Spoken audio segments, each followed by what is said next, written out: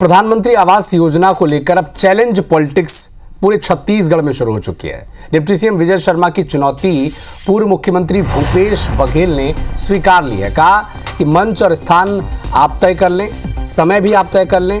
भूपेश बघेल चर्चा के लिए तैयार है। पीएम आवास योजना को लेकर डिप्टी सीएम विजय शर्मा ने खुली चुनौती दी थी। कहा था कि कोई भी कांग्रेस का व्यक्ति उनसे चर्चा के लिए अगर तैयार है तो वो बताए।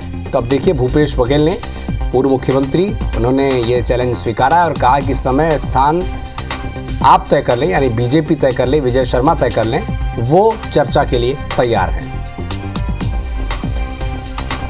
तो विजय शर्मा ने क्या कहा था और उसके बाद भूपेश बघेल का इस पर क्या जवाब आया है, सुने आप।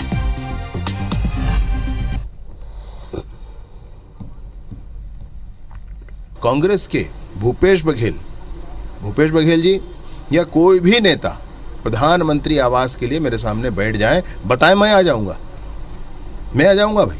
प्रधानमंत्री आवास के लिए लोगों को इतना उन्होंने धोखा दिया है कि उसकी सीमा नहीं।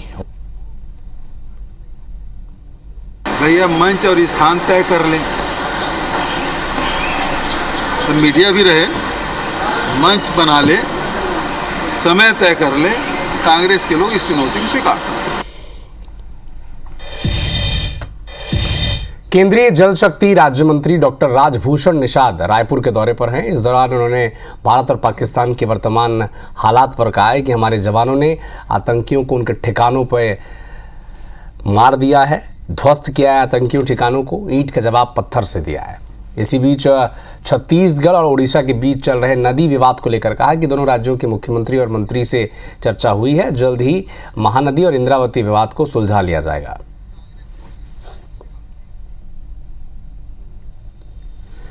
वाटर का जो डिस्प्यूट है उसको हम लोग प्रयास कर रहे हैं कि जल्द से जल्द सॉर्ट आउट करें, और इसमें लगातार हम लोग बैठक भी कर रहे हैं। और जो कंसर्न स्टेट है उनके जो रिप्रेजेंटेटिव हैं, बहुत बार तो सीएम से भी हम लोग बुला करके बात करते हैं। तो प्रयास है कि जल्दी से जल्दी ये डिस्प्यूट को सॉल्व करें। भारत पाकिस्तान की वर्तमान हालात पर छत्तीसगढ़ के कैबिनेट मंत्री केदार कश्यप ने कहा है कि भारत ने कार्रवाई की है और पाकिस्तान को चेतावनी दी है। आतंकी ठिकाने और एयरबेस को ध्वस्त किया गया है और मुंहतोड़ जवाब पाकिस्तान को दिया गया है। क्या कहा है, सुने।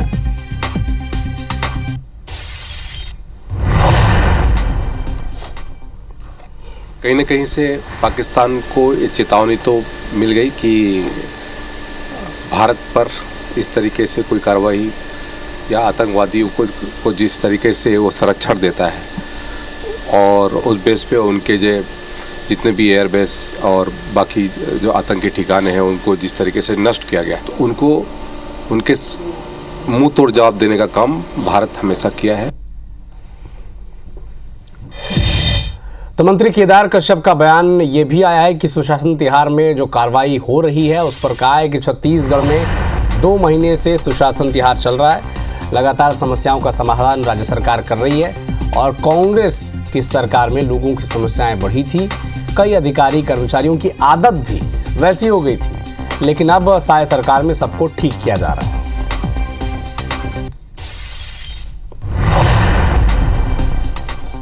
माननीय विष्णुदेव साय जी जिस तरीके से सुशासन तिहार में लगभग 2 महीने तक विभिन्न हमारे जो समस्या है, उन लोगों की जो बातें हैं वो सरकार तक पहुंचे, इसके लिए इस सुशासन तिहार के माध्यम से उनके आवेदन आए और जो आदत पड़ गई थी उस आदत को ठीक करने का काम आज माननीय विष्णुदेव साय जी की सरकार कर रही है।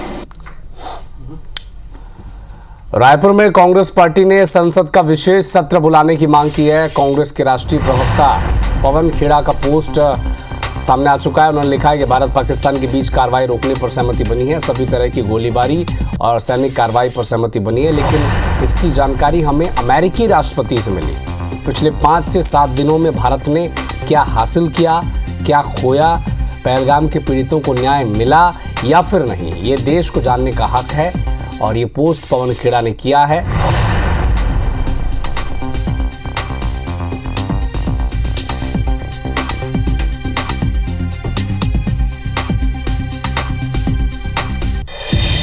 सूरजपुर से एक बड़ा अपडेट आप तक पहुंचा दें। पूर्व सीएमएचओ समेत 5 कर्मचारियों पर मामला दर्ज किया गया है। सभी पर धोखाधड़ी से जुड़ा केस दर्ज किया गया है। 83 लाख रुपए की धोखाधड़ी का आरोप इन पर लगा है। ऑक्सीजन प्लांट का पैसा फर्जी कंपनी को देने का आरोप इन पर है। कोतवाली पुलिस ने यह कार्रवाई की है। तो ऑक्सीजन प्लांट का पैसा फर्जी कंपनी को दिया और पूर्व सीएमएचओ समेत 5 कर्मचारियों पर एफआईआर दर्ज की गई है। छत्तीसगढ़ में चतुर्थ श्रेणी के कर्मचारियों को लेकर बिलासपुर हाईकोर्ट ने एक बड़ा फैसला सुनाया। कर्मचारियों को नियमित नहीं करने और संशोधित वेतनमान नहीं दिए जाने पर हाईकोर्ट ने इसे अवैध माना है। कोर्ट ने सरकार को याचिकाकर्ताओं के मामले में विचार कर संशोधित वेतनमान देने का निर्देश दिया है। बता दें कि साल 2008 में दुर्ग, राजनांदगांव, बालोद समेत अन्य जगहों के लिए वन मंडल अधिकारी ने कलेक्टर दर पर चौकीदार के रिक्त पदों के लिए आवेदन मंगाया।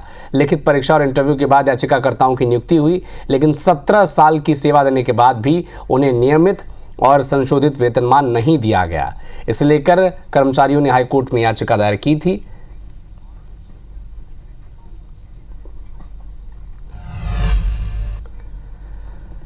छत्तीसगढ़ के चिरमिरी में लोगों को सिटी बस सेवा का लाभ नहीं मिल पा रहा है। हालात ये हो गए हैं कि सभी सिटी बस गैराज में खड़े हैं, कंडम होते जा रहे हैं और लोग अधिक कीमत पर निजी बसों में यात्रा करने के लिए मजबूर दिखाई पड़ते हैं। दरअसल सिटी बस सेवा की शुरुआत तब हुई थी जब इसका लाभ 40 वार्ड के लोगों को मिलता था और साथ ही इन बसों को चिरमिरी से बैकुंठपुर, मनेन्द्रगढ़, खड़गवा यहाँ तक भेजा जाता था, लेकिन लोगों को इससे कम कीमत में यात्रा का लाभ भी मिलता था। अब नगर निगम चलने वाली इन बसों को पूरी तरह से बंद कर चुकी है। लोगों को परेशानी हो रही है। मेयर क्या कहते हैं ये भी आप सुनें।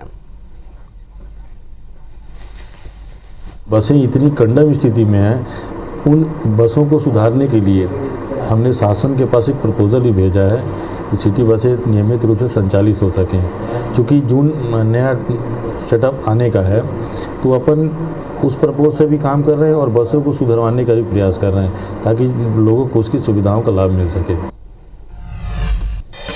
छत्तीसगढ़ राज्य में बांग्लादेशी घुसपैठियों को रोकने सभी जिलों में स्पेशल टास्क फोर्स का गठन किया जाएगा। इसे लेकर सभी एसपीज को अब पत्र लिखा गया है और बांग्लादेशी घुसपैठियों पर सख्त कार्रवाई की बात कही है। डिप्टी सीएम अरुण साव और पूर्व मुख्यमंत्री भूपेश बघेल में इसे लेकर जुबानी जंग भी छिड़ गई है। इन दोनों दिग्गजों की प्रतिक्रिया भी आप सुनें।